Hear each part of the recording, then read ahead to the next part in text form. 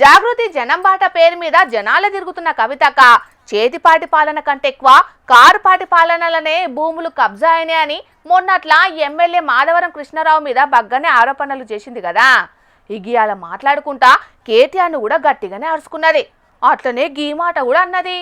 కవితక్కను car party నుంచి బయటికి పంపించినాక జాగృతి పేరు మీదనే ప్రజా సమస్యల మీద పోరాటాలు చేస్తున్నది గాని కొత్త పార్టీ వెట్టుడో లేకుంటే వేరే పార్టీలో ఏరుడో అయితే చేయలేదు. కాకుంటే ఇవాళ మాత్రం ఏకంగా ఏదో రోజు సీఎం అయితా 2014 నుంచి ఇప్పటిదాకా జరిగిన అన్యాయాల మీద విచారణ కూడా చేస్తా అని జర గట్టిగానే వార్నింగ్ ఇచ్చినట్టే మాట్లాడింది. ఇక రేవంత్ రెడ్డి ఎన్నో మాటలు మాట్లాడింది కానీ చర్యలు మాత్రం తీసుకుంటలేడు. కానీ నేను మాత్రం విడిచిపెట్టా, వాళ్ళ తప్పుల మీద సిబిఐకి ఫిర్యాదు చేస్తానని చెప్పింది. ఇక మా ఇంటాయన పేరు పార్టీ అధికారంలో ఉన్నప్పుడు ఎక్కడ వినవడలేదు, ఏ ఒక్క తప్పు పని కూడా అప్పుడు మేము చెయ్యలేదు. అయినా ఇప్పుడు ఆయన ఏదో తప్పు చేసిండు, అక్రమంగా భూములు పట్టా వేసుకున్నారు అన్నట్టు మా ఇంటాయన మీద తప్పుడు ఆరోపణలు చేస్తున్నారు. 2019లోనే ఆ భూముల నుంచి మా ఇంటాయన బయటకు వచ్చిండు. ఇక 2022లో ఆ భూముల మార్పిడికి మరి కేటీఆర్ ఎట్లా సంతకం పెట్టిండు, దానికి ఆయన సమాధానం చెప్పాలని సవాలేసింది. కారు పార్టీ పాలనల ప్రతిపక్ష పార్టీ లీడర్ల ఫోన్లు మస్తుగా ట్యాపింగ్ చేసిరని బగ్గన విమర్శలు చేసిరు కదా. ఇప్పుడు కవితక్క కూడా అదే రాగం అందుకున్నది. Let time decide.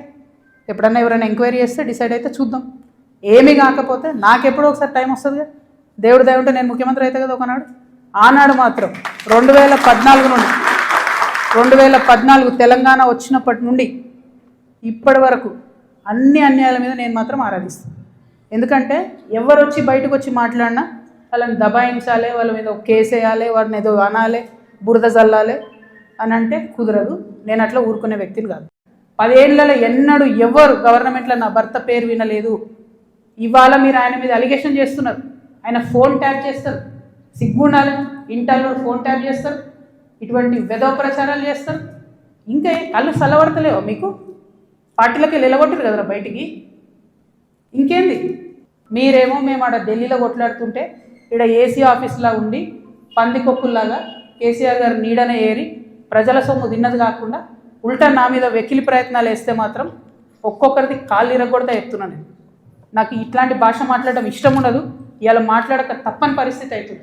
ఇంటి వాళ్ళని ఫోన్ కూడా ట్యాపింగ్ చేసిరని బగ్గనే గరమైన కవితక్క కాళ్ళు ఇరగొడతా అని వార్నింగ్ ఇచ్చింది. మొత్తానికైతే కేటీఆర్, హరీష్ రావు, సంతోష్ రావే కాదు, ఆఖరుకు కేసీఆర్ సార్ను కూడా విడిచిపెట్టేటట్టు లేదు. ఇవాళ కేసీఆర్ హయాంలో జరిగిన అన్యాయాల మీద ముఖ్యమంత్రి అయినాక విచారణ చేయిస్తా అన్నది. రేపట్ల అప్పుడు జరిగిన అవినీతిలో కేసీఆర్ కూడా బాగా ఉన్నదని అంటదో ఏం కథనో తెలియదు గాని మొత్తానికైతే బీఆర్ఎస్ పార్టీతోని డి అంటే డి అన్నట్టే మాటల దాడి చేస్తున్నది. చూడాలి మరి రేపట్ల ఇంకెట్లుంటదో ఈ రాజకీయం. మాజీ మంత్రి జగదీష్ రెడ్డి నాయన రామచందర్ రెడ్డి 95 ఈడుల వాళ్ళ ఊరు సర్పంచ్గా పోటీ చేస్తున్నాడు. అట్లనే 82 ఈడుల కాశీపేట వెంకటమ్మ అనే అవ్వ కూడా స్థానిక బరిలో నిలుస్తున్నదని మన జోదార్ వార్తల్లో చెప్పుకున్నాం కదా. మొదటి విడత జరిగిన ఎన్నికల్లా ఈ ఇద్దరు పెద్ద మనుషులు కూడా ప్రజల మద్దతుతోని గెలిచి సర్పంచులు అయ్యిండ్రు. మరాల ముచ్చటేందో పురాగార్చుకుందాం పాండ్రి. 95 ఏళ్ల ఈడులా కూడా నవయువకులతో సమానంగా పోటీ పడ్డట్టు ప్రచారం చేసిన ఈ రామచంద్రారెడ్డి తాత మొత్తానికైతే ఎన్నికలకు ముందు మన హెచ్ఎంటీతో చెప్పినట్టు బరాబరి గెలిచి చూపెట్టిండు. 95 ఏళ్ల ఈడులా సర్పంచ్ అయిన వ్యక్తిగా రికార్డులా కూడా ఎక్కిండు. భవిష్యత్తులా గింత పెద్ద వయసులో సర్పంచ్ అయ్యి తాత రికార్డును బద్దలు కొట్టుడు మాత్రం కష్టమే పోండ్రి. ఇక ఈ పారి సూర్యాపేట జిల్లా నాగారం సర్పంచే గెలుస్తా, 100 ఏళ్ల పుట్టినరోజు వేడుకలు సర్పంచ్ హోదాలనే జరుపుకుంటా, అట్లనే ఈ ఊరికి అవసరమైన 2-3 పనులు కూడా చేస్తా అని మాట ఇచ్చిండు. మరిగా రాబోయే రోజుల్లో పనులు ఏ పార్టీ చేస్తాడో తెలియదు కానీ గెలిచి మాత్రం ప్రజాసేవ చేయడానికి వయసుతో సంబంధం లేదని నిరూపించిండు. ఇక ఈ తాత గెలిచిన ముచ్చట తెలిసి అటు కేసీఆర్ ఇటు కేటీఆర్ ఇద్దరు కూడా ఫోన్ చేసి తారీఫ్ చేసిరట. ఎంతో మంది యువకులకు మీరు ఆదర్శంగా నిలిచిర్రు, మిమ్మల్ని చూసి కొత్త తరం యువత రాజకీయాలకు రావాలే, గ్రామాలను ఇంకింత గొప్పగా తీర్చిదిద్దుకోవాలని చెప్పిర్రు. ఇది ఇట్లుంటే పెద్దపల్లి జిల్లా మంతిని మండలం ఉప్పట్ల ఊరి సర్పంచ్ గా 82 ఏళ్ల కాశీపేట వెంకటమ్మ అనే ఈ అవ్వ కూడా భారీ మెజార్టీతో సర్పంచ్ గా గెలిచింది. వయసు పెద్దదే అయిన తాజా మాజీ సర్పంచి ఇది వరకు ఒకసారి సర్పంచి ఎంపీటీసీగా పనిచేసిన ఇద్దరు అభ్యర్థులను ఓడగొట్టిందని ఆమె మద్దతుదారులు ఖుషి అయ్యిర్రు. నన్ను భారీ మెజార్టీతో గెలిపించిన నా ఊరి ప్రజలకు గొప్పగా సేవ చేస్తానని, నా అనుభవంతో ఊళ్ళో ఉన్న తక్లీఫ్లన్నీ తీరుస్తానని చెప్పుకొచ్చింది. సార్ నా పేరు కాశీపేట వెంకటమ్మ, నేను సర్పంచ్ గా నిలబడ్డా. నా వాళ్ళందరూ నన్ను ఎన్నుకొని నన్ను నిలబెట్టింది, గెలిపించాను. 240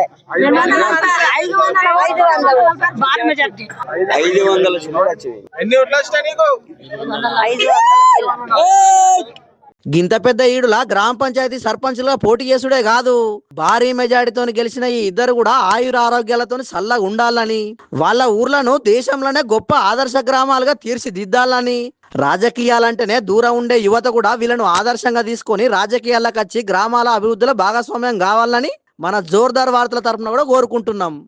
హోరాహోరీగా మూడో విడత పంచాయతీ ఎన్నికల ప్రచారం. మూడో విడత పంచాయతీ ఎన్నికల వారిలో చంద్రాలు జగనాలు.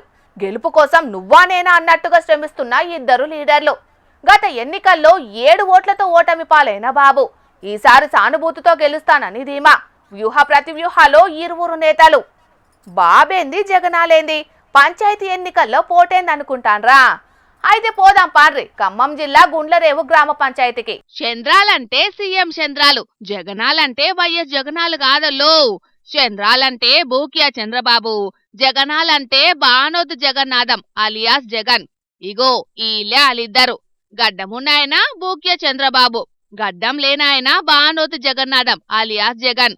భద్రాద్రి కొత్తగూడెం జిల్లా జూలూరుపాడు మండలం గుండ్లరేవు గ్రామ పంచాయతీ ఈలది.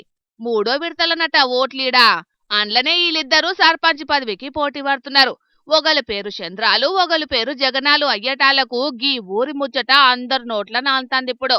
పేర్లే కాదు, ఎన్నికలొత్తే చంద్రాలకు జగనాలకు నడుమ ఎంత గట్టి పోటీ ఉంటదో ఈ ఇద్దరి నడుమ కూడా గంతే గట్టి పోటీ నడుస్తాంది. అందుకే గ్రామ పంచాయతీలా హోరి హోరి చేస్తున్నారు ఇద్దరు ప్రచారం. బూకియా చంద్రబాబు ఉంగరం గుర్తు మీద పోటీ చేస్తాంటే బానోతు జగనేమో కత్తెర గుర్తు మీద పోటీ పడతాండు. మరి ఇద్దరు పేర్లెనక మతలబేందంటారా? ఒకలు చంద్రాల సారు సీఎం గున్న టైంలా సారు మీదున్న అభిమానంతోటి చంద్రబాబు అని పేరు పెట్టుకున్నాడట బూకియా చంద్రబాబు తండ్రి. ఇక బానోతు జగన్నాథం అలియా జగన్ అంటే జగన్నాథంలకెళ్ళి జగన్ బయటకొచ్చినట్టున్నాడు. పోయిన ఎన్నికల్లో కూడా పోటీ చేసిండట బూకియా చంద్రబాబు. అప్పుడు 7 ఓట్ల తేడాతోటి ఓడిండట. అట్లిప్పుడు సానుభూతి ఓట్లతోనన్నా గెలుస్తానని నమ్మకంతో ఉన్నాడట. నేను బూకియా చంద్రబాబు సర్పంచ్ అభ్యర్థిగా పోటీ చేస్తున్నాను. వైరా నియోజకవర్గ మాలో రామదాస్ నాయక్ గారి ఆశీస్సులతో నేను సర్పంచ్ అభ్యర్థిగా పోటీ చేస్తున్నాను. గతంలో నేను 7 ఓట్లతో ఓటమి పాలయ్యాను.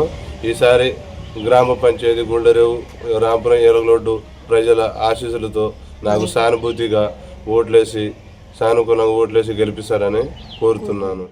ఇక కత్తెర గుర్తు మీద పోటీ చేస్తున్న బానోతు జగనేమో ఊరి జనాలకు అందుబాటులుంటా కాబట్టి తననే గెలిపిస్తారు ఊరి జనాలని గట్టిగా నమ్ముతున్నాడు. జగన్నాథ్ అని పిలుస్తారు. భద్రాద్రి కొత్తగూడెం జిల్లా జుల్లూరుపాడు మండలం గుళ్ళరే పంచాయతీ నుంచి కాంగ్రెస్ అభ్యర్థిగా పోటీ చేస్తున్నాను. అందరికీ 3 గ్రామాలకు హెల్ప్ చేసుకుంటూ ఎమ్మెల్యేగా వారిగా ఉంటూ పనిచేసుకుంటూ ఉన్నాను. ఈ క్రమంలో కాంగ్రెస్ పార్టీ అభ్యర్థిగా ఇవాళ అవకాశం వచ్చింది. మాళోతు రామదాస్ నాయక్ గారి ఆశీస్సులతో, లేళ్ల వెంకరెడ్డి గారి ఆశీస్సులతో, తర్వాత మాళోతు మంగిలాల్ గారి ఆశీస్సులతో కాంగ్రెస్ పార్టీ బలపరిచిన అభ్యర్థిగా సర్పంచ్గా పోటీ చేస్తున్నాను. అదన్నట్టు సానుభూతితో గెలుస్తానని ఓగాయనుంటే చేసిన పనులు గెలిపితే అని ఓగాయన అంటాండు. అయితే ఇక్కడో సినిమా లెవెల్ తీస్తున్నదోలా. ఇద్దరి ప్రచారంలా చెయ్యిపాటి రంగులే కనబడుతున్నాయి చూసిండ్రా. అదే ట్విస్ట్ మరి. చంద్రాలు జగనాలు ఈ ఇద్దరు అధికార చెయ్యిపాటి నుంచే పోటీ చేస్తున్నారు. ఆగో అట్లెట్లనంటారా? ఒకటే పార్టీ 2 గ్రూపులు అన్నట్టు. వైరా ఎమ్మెల్యే రామదాస్ నాయక్ ఆశీస్సులు పుష్కలంగున్నాయట ఇద్దరికి.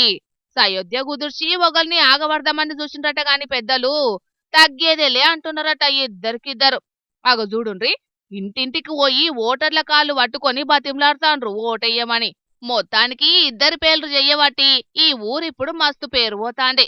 మరి ఓటర్లు సానుభూతితోని చంద్రాలను గెలిపిస్తారా లేక జగనాలకు జయగొడతారా తెలవాలనంటే 17 తారీఖు దాకా చూడాలి. చూద్దాం మరి ఏమైతుందో.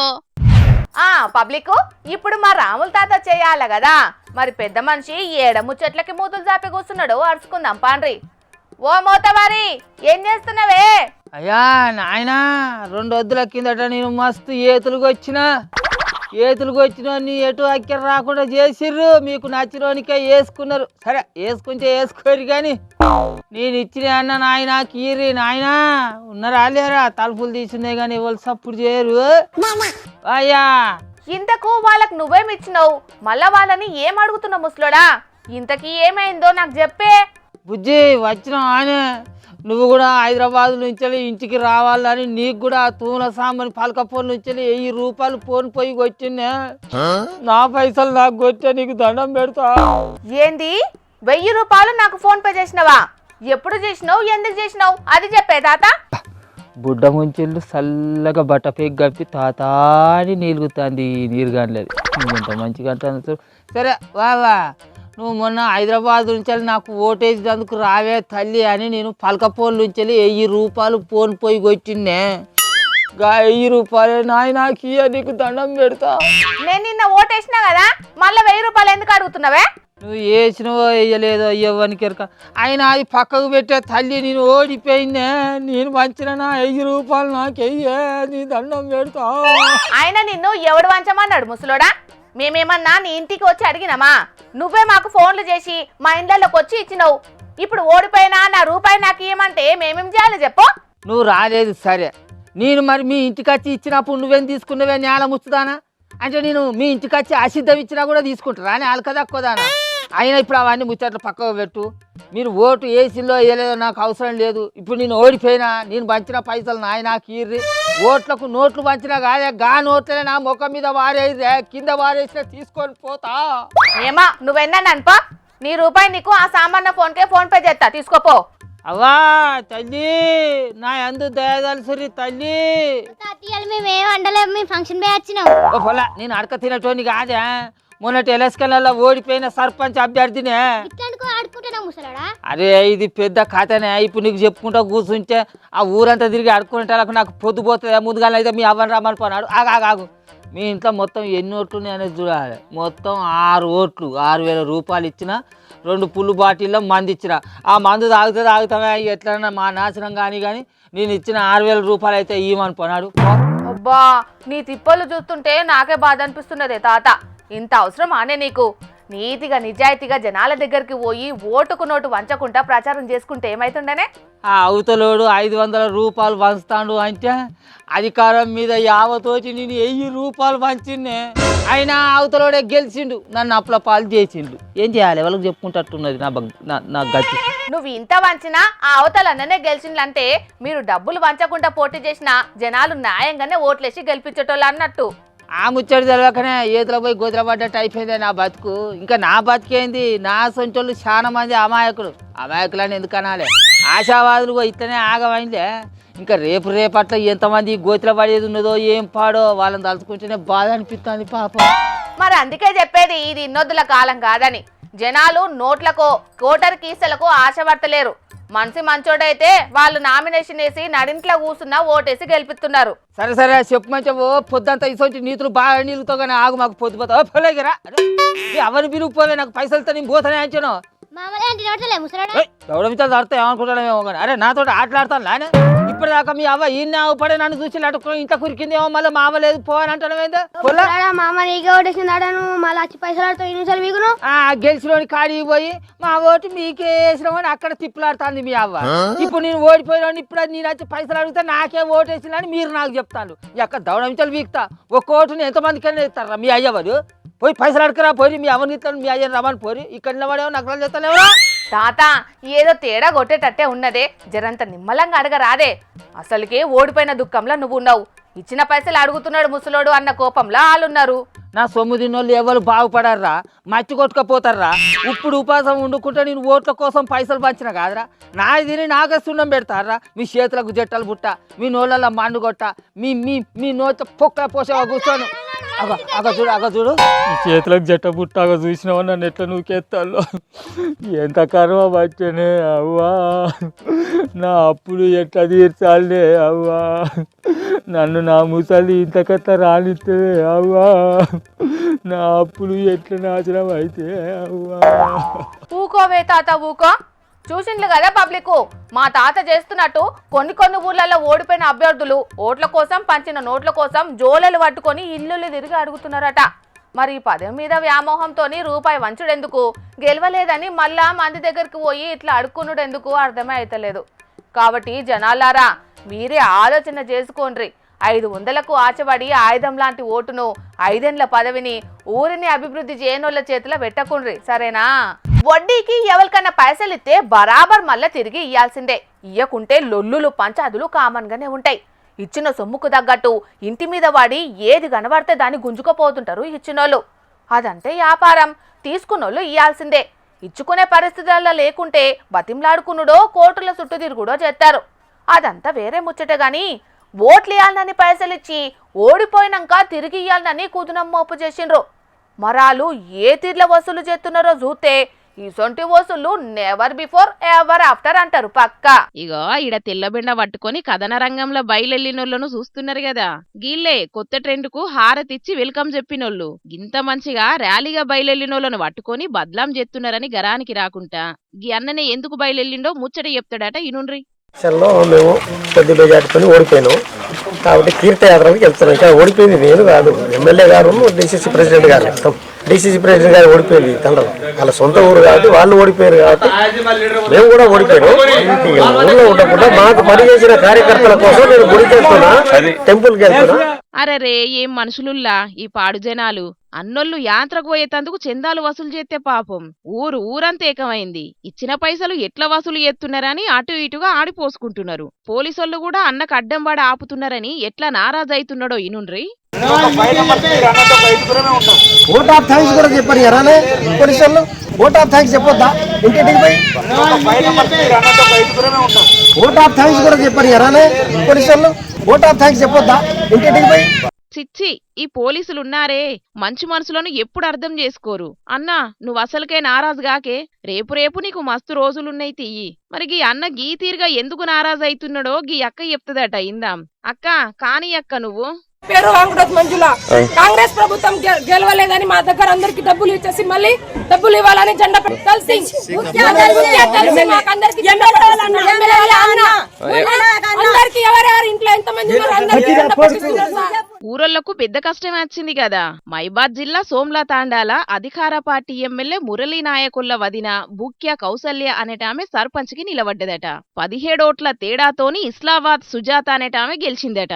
ఇక పైసలైతే తీసుకున్నారు గాని ఓటెయ్యరా, ఇంకెవరినో ఎట్లా గెలిపిస్తారు, అన్ని పైసలు తిరిగి ఇయ్యాల్సిందే అని ర్యాలీగా బయలెళ్ళిండ్రు కౌసల్య కొల్ల ఇంటోళ్ళు. మద్దతిచ్చినోళ్లను కొందరు నెనికేసుకొని గల్లి గల్లికి తిరుక్కుంటా కనబడ్డోళ్ళ నల్లా ఇత్తరా సత్తరా అనుకుంటా మెడ మీద కత్తి పెట్టినంత పని చేసిండ్రు. ఈ ఊహించని హఠాత్ పరిణామంతోని షాక్ తిన్న కొందరు ఓటర్లు పోలీసులకు ఫోన్ కొట్టిండ్రు. ప్రజాస్వామ్యం అనుకుంటా ప్రజాస్వామ్యాన్ని కాపాడే పని ముంగటేసుకున్నారు. ఇక పోలీసోళ్ళు ఎంట్రీ ఇచ్చి గట్టెట్లా వసూలు చేస్తారే, ఇచ్చినప్పుడు తీసుకోవాలి గాని ఊరోళ్ల మీద దండయాత్ర చేసుడు పద్ధతి కాదని చెప్పి ర్యాలీగా ఊరు మీదికి పోయేటోళ్లను ఇంటికెళ్ళగొట్టిండ్రు. ఇక దీంతోని కాక మస్తు నారాజైనట్టున్నాడు. పోలీసోళ్ళు ఓటర్లకు థ్యాంక్స్ కూడా చెప్పొద్దా అనుకుంటా మస్తు ఫీల్ అయిండు. కానీ పద్ధతి నచ్చనోళ్ళు పైసలు కథం పట్టించినోళ్ళు పద్ధతి కాదని ఓడిపోయినోళ్ళ కంటే మస్తుగా ఫీల్ అయిండ్రు. ఆ జనాలు చూసిండ్రు కదా ఇయ్యల్ల రేపు పైసలిచ్చినోళ్ళ కథ ఎట్లున్నదో. ఫ్రీగా పైసలు వంచుతాన్రని తీసుకోకుండ్రి, అటెంకా బద్లం కాకుండ్రి సరేనా.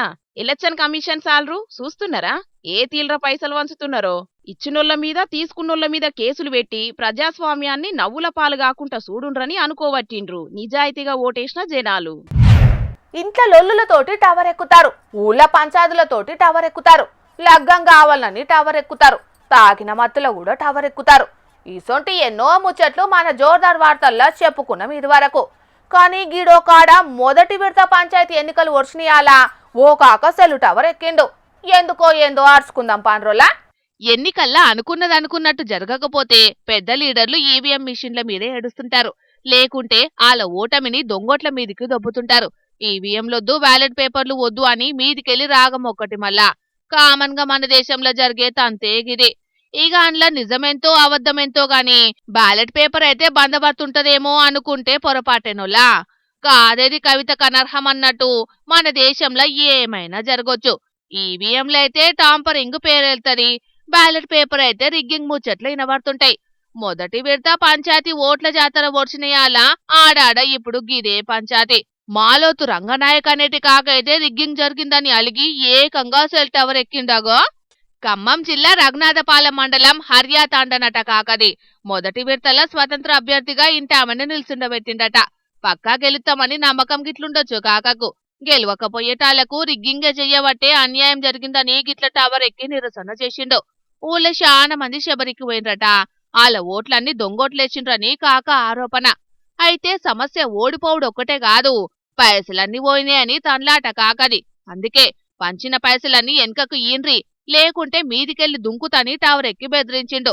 ఆఖరికి పోలీసోళ్ళొచ్చి రా కిందికి దిగు కూసొని మాట్లాడుకుందామని చెప్పేటాళ్లకు దిగినట్టున్నాడు గాని షెర్ల నీళ్ళు పోయి షెర్ వెనుక పడ్డాక ఎక్కడి నీళ్లు ఎక్కడి కథ మనసు రాయి చేసుకోవే కాకయ్యగా. ఇక తెచ్చిన వార్తలన్నీ అయిపోయినాయి. ఇవుల్లా ఇయాల్టి జోర్దార్ వార్తలు. మళ్ళొచ్చి జోర్దార్లా మళ్ళా కలుద్దాం. అప్పటిదాకా చూస్తూనే ఉండుండ్రి హెచ్ఎం టీవీ. అట్లనే ఇంకిన్ని మంచి మంచి వార్తల కోసం హెచ్ఎం టీవీ యూట్యూబ్ ఛానల్ని సబ్స్క్రైబ్ చేసుకోండి. ఇసొంటి ముచ్చట్లు ఆడ మస్తుగుంటాయి. అన్ని ముచ్చట్లు మీ దాకా చేరాలంటే తప్పకుండా గంట కొట్టుండ్రి, లైక్ చేయండి, ఈ ముచ్చటను మీ దోస్తులకి షేర్ చేయండి. ఏమంటున్నాం? సరే మరి, టాటా.